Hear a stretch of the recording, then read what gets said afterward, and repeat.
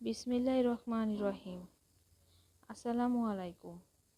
আজকে নিয়ে এলাম আরেকটি ইসলামিক গল্প, রাতের অতিথি। এক হারানো আত্মার আহ্বান। কখনো কি এমন কোনো রাত এসেছে যেদিন আপনার নিজের ঘরের ভেতরে মনে হয়েছে কেউ আছে? আপনি একা, তবুও মনে হয় কেউ আপনার দিকে তাকিয়ে আছে, কেউ নিঃশব্দে আপনার নাম ধরে ডাকে। আজ আমি আপনাদেরই এমনই এক বাস্তব অনুভূতির গল্প বলবো। এক বোনের গল্প, যার রাতের অতিথি তাকে ফিরিয়ে এনেছিল আল্লাহর পথে। রাত তখন প্রায় 2:30। বাইরে ঝড়ের শব্দ, বৃষ্টির ফোঁটায় জানালার কাঁচ কাঁপছে। নীলা ঘুমাতে পারছে না। 3 মাস হলো তার ছোট ভাই রাফি মারা গেছে সড়ক দুর্ঘটনায়।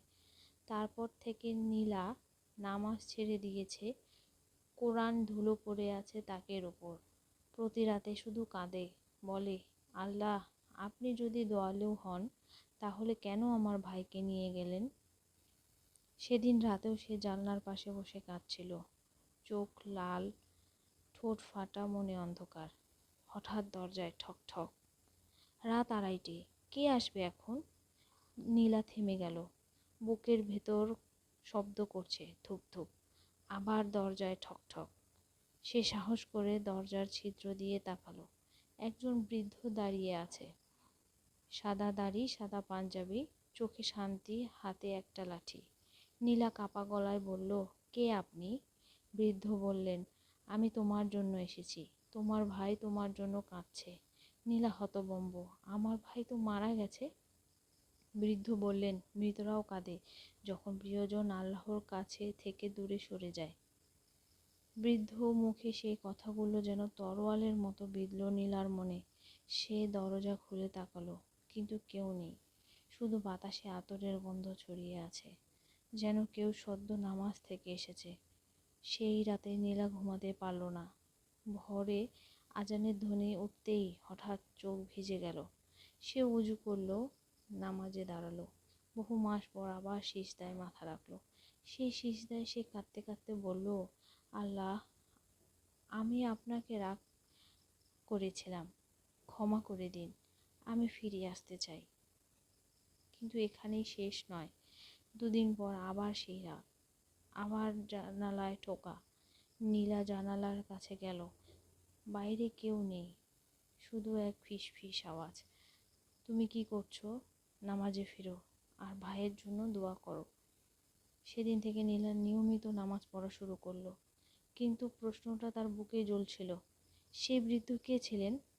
একদিন মসজিদের ইমাম সাহেব তার বাড়িতে এলেন, হাতে একটা চিঠি।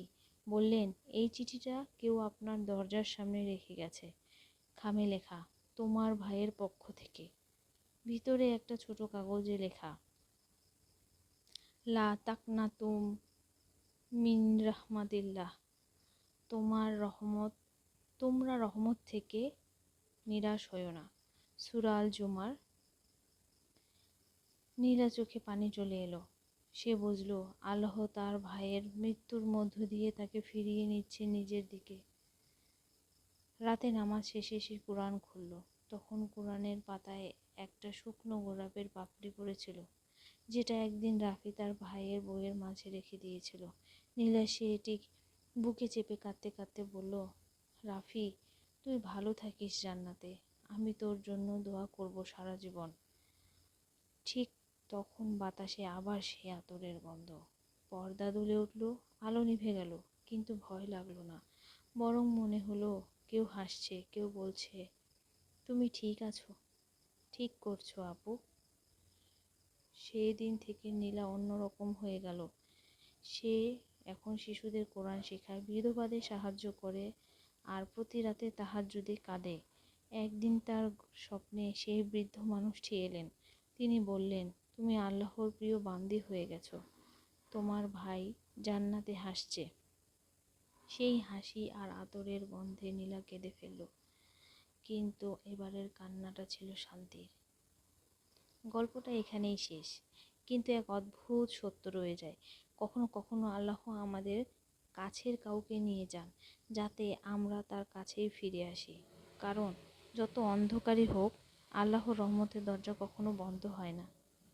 রাসূলুল্লাহ সাল্লাল্লাহু আলাইহি ওয়াসাল্লাম বলেছেন, আল্লাহ বলেন, হে আদম সন্তান, তুমি যদি আমার কাছে এমনভাবে ফিরে আসো যে তোমার পাপ আসমান পর্যন্ত পৌঁছে যায়, তবুও যদি তওবা করো আমি তোমাকে ক্ষমা করে দেব।